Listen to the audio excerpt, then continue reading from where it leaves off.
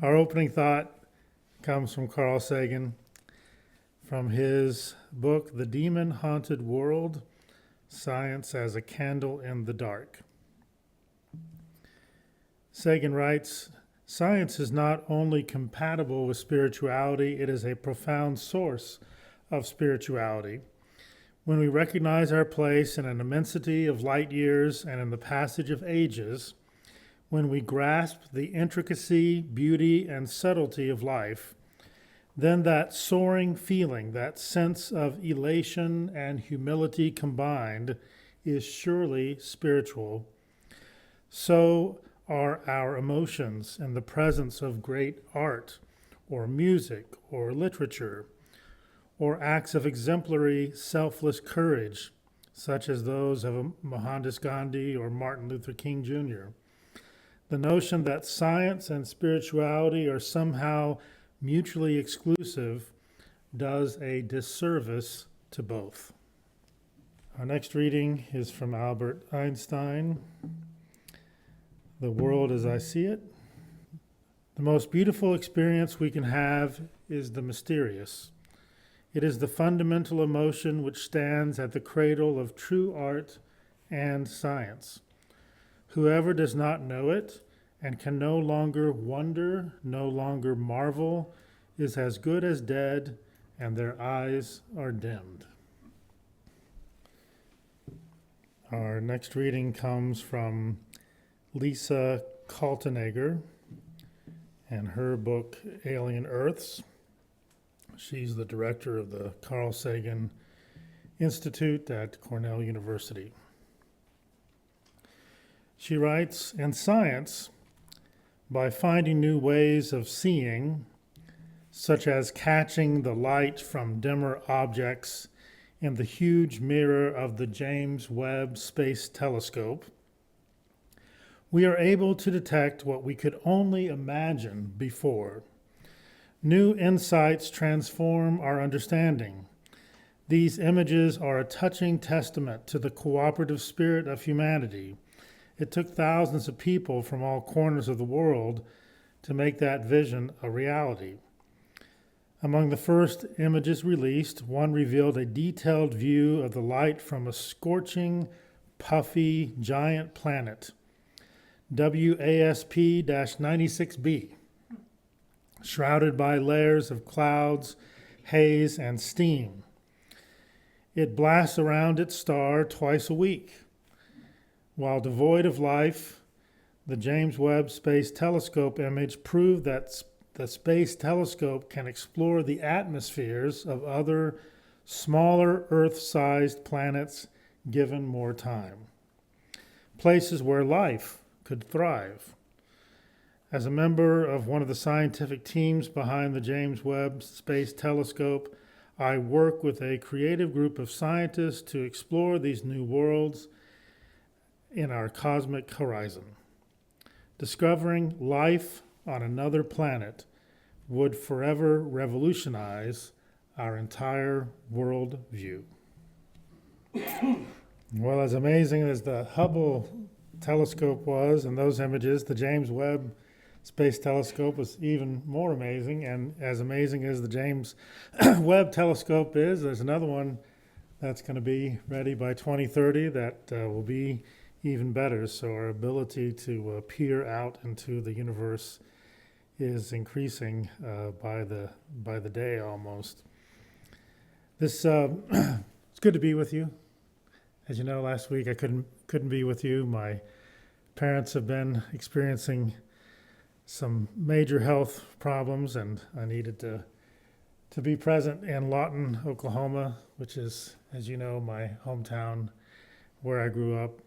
Both of them are doing a little bit better this week, a little more stable, and are in the nursing center there in Lawton, and I'll be headed back that way after our time together today.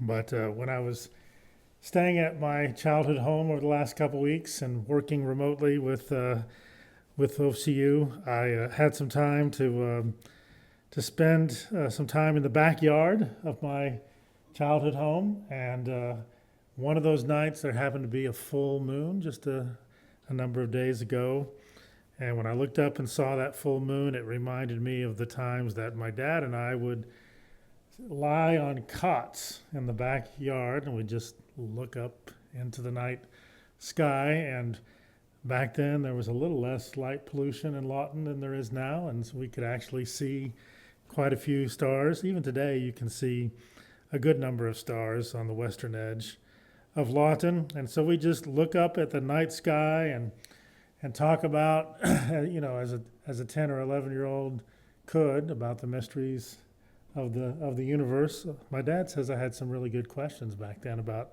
the mysteries of the universe at a young age. And we just talk and look at the sky until we fell asleep.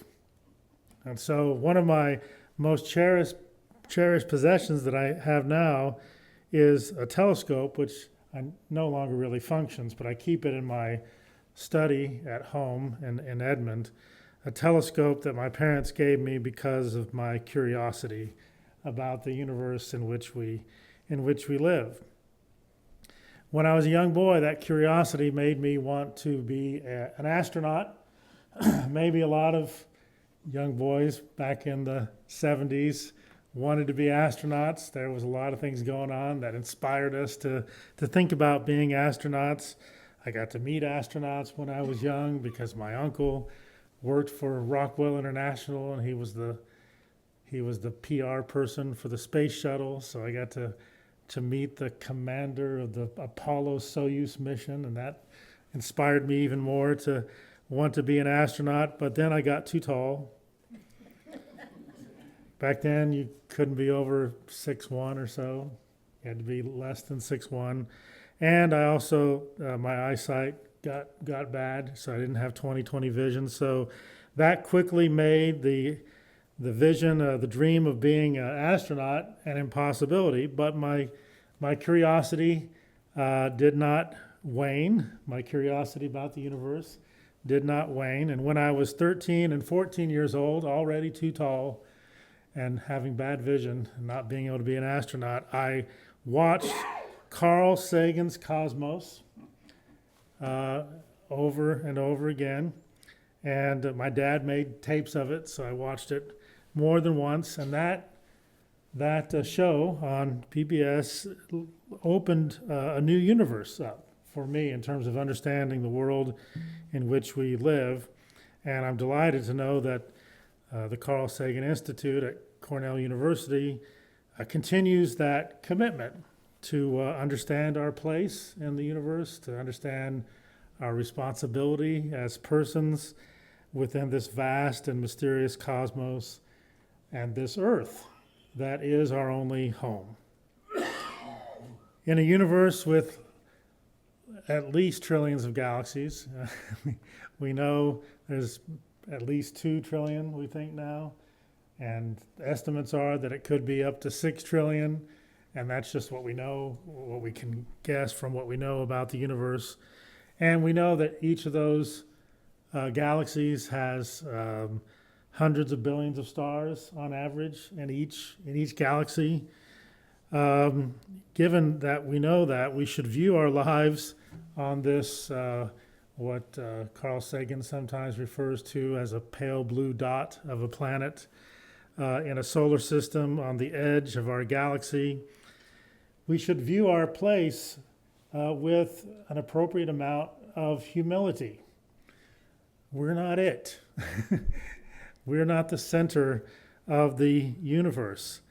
And we can have humility while still embracing how special it is that we live on a planet like this, how special it is that we are living this gift of experience, this gift of life that we all enjoy, although we don't use it as well as we should often. So what will it mean for us? What will it mean for us when we soon definitively discover that we are not alone and that the cosmos is teeming with life, that there's life probably in every galaxy out there multiple times over? What will it mean for us, and how will it change our view of ourselves and our view of our responsibilities in this world when we find that evidence, when it becomes really clear that we're not the center of the universe, and that even though so many past generations thought that, right? I mean, in fact, there were some scientists that lost their lives or some came close to losing their lives as well because they made that realization. They had that realization that the earth is not the center of the universe as so many past generations thought. But even though we're not the center of the universe, our lives and our communities are nevertheless still precious, still important. They possess inherent worth, and we all possess inherent worth, inherent value, intrinsic value on this world that is our only home. So I'm currently reading, almost finished now, with the book that I read from called Alien Earths by Lisa Kaltenegger from Cornell University. And it is clear from reading this book and looking at the research that's being done that we are really close, within years, maybe within this decade, maybe before 2030, we're really close to being able to identify life on other planets. We've learned so much about the cosmos during my lifetime, and I'm hoping that when we identify life on other planets, it will be one more step to bringing a greater sense of humility to all of humanity and a greater appreciation for just how fortunate we are to live on a planet that sustains so much diversity of life. And I'm hoping that we'll all do what we can to preserve our only home. We've been given an amazing opportunity in our species' existence of being one aspect of the universe that has become conscious of itself. We've become conscious of ourselves, and we have become part of the consciousness of the universe. We're able to catch some glimpse of what brought us to have this remarkable perspective in relation to the rest of the cosmos. And this reality calls us to an attitude of awe, it calls us to an attitude of respect, but I think it also calls us to an attitude and expression of deep responsibility to preserve this amazing planet which made our consciousness and our community a possibility. Any use of our consciousness that divides us from each other or that brings unnecessary suffering to other persons or to other forms of life is a misuse of our gift and a rejection of our sacred responsibility as an expression of the consciousness of the cosmos. As humanity, we find ourselves in a precarious position now in which the evolution of our knowledge and our ability to adapt and understand the world around us has given us the ability to come to a deeper understanding of ourselves and the rest of life on Earth and the cosmos as a whole, while simultaneously giving us the ability to manipulate, coerce, and even destroy the very planet we live on. At least be able to destroy all of humanity and much of life on Earth with it. Our generation finds ourselves at a crossroads in which we must either find a way to live at peace here on Earth or suffer the consequences of the pride of thinking that we are the center of the universe, the hubris of thinking we are somehow greater than the rest of life or somehow disconnected from it. When we become aware of the vastness of the universe and the likelihood of so many other communities of life in the cosmos, maybe it will lead some of us to a feeling of almost infinitesimal smallness and insignificance. But I don't think that's the only response that we should have. It also could lead us to a sense of awe and wonder that we are the product of at least billions of years of cosmic evolution that have led us to this moment in which we are an expression of the cosmos becoming aware of itself, and in which we are experiencing lives of potentially deep and wondrous community. If only we could find ways to work together, to express ourselves in love, to work together, to express ourselves in peace with one another, and with the rest of the community of life on Earth. That vision's sometimes difficult to see in the world, especially in a week like this. May we turn away from our cosmic hubris, from our pride here on Earth, the misplaced pride that we are somehow the center of the universe, and may we move to a cosmic humility expressed through gratitude, expressed through responsibility. The more we learn about our place within the universe, the more we understand our awesome responsibility to care for each other and to care for our Earth. No one's expressed this more eloquently than Carl Sagan when he reflected on our pale blue dot with the following words. Many of you have heard these words before. I'm going to read them again. I asked one of my college classes this week, had they heard of Carl Sagan? Barely. Had they heard of the pale blue dot speech? No one. So I played it for them, and they were like, wow, why have I never heard that? He wrote, when looking back on the pixel, the pale blue dot of Earth, when Voyager turned its cameras back towards Earth from beyond Saturn, he wrote these words about that. From this distant vantage point, that of an alien scientist newly arrived at the outskirts of our solar system where Voyager 1 took the photograph, the Earth might not seem of any particular interest. But for us, it's different. Look again at that dot. That's here. That's home. That's us. On it, everyone you love, everyone you know, everyone you ever heard of, every human being who ever was, lived out their lives. The aggregate of our joy and suffering, thousands of confident religions, ideologies, and economic doctrines, every hunter and forager, every hero and coward, every creator and destroyer of civilization, every king and peasant, every young couple in love, every mother and father, hopeful child, inventor and explorer, every teacher of morals, every corrupt politician, every superstar, every supreme leader, every saint and sinner in the history of our species lived there, on a mote of dust, suspended in a sunbeam. The Earth is a very small stage in a vast cosmic arena. Think of the rivers of blood spilled by all those generals and emperors, so that in glory and triumph they could become the momentary masters of a fraction of a dot. Think of the endless cruelties visited by the inhabitants of one corner of this pixel on the scarcely distinguishable inhabitants of some other corner. How frequent their misunderstandings, how eager they are to kill one another, how fervent their hatreds. Our posturings, our imagined self-importance, the delusion that we have some privileged position in the universe are challenged by this point of pale light. Our planet is a lonely speck in the great enveloping cosmic dark.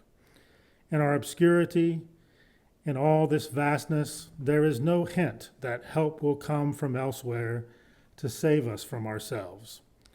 The Earth is the only world known so far to harbor life.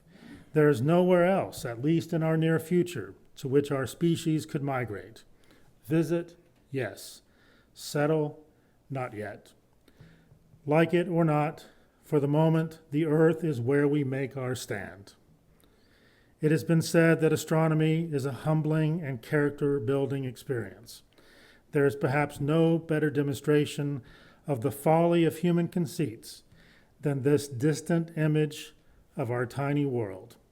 To me, it underscores our responsibility to deal more kindly with one another and to preserve and cherish the pale blue dot, the only home we've ever known.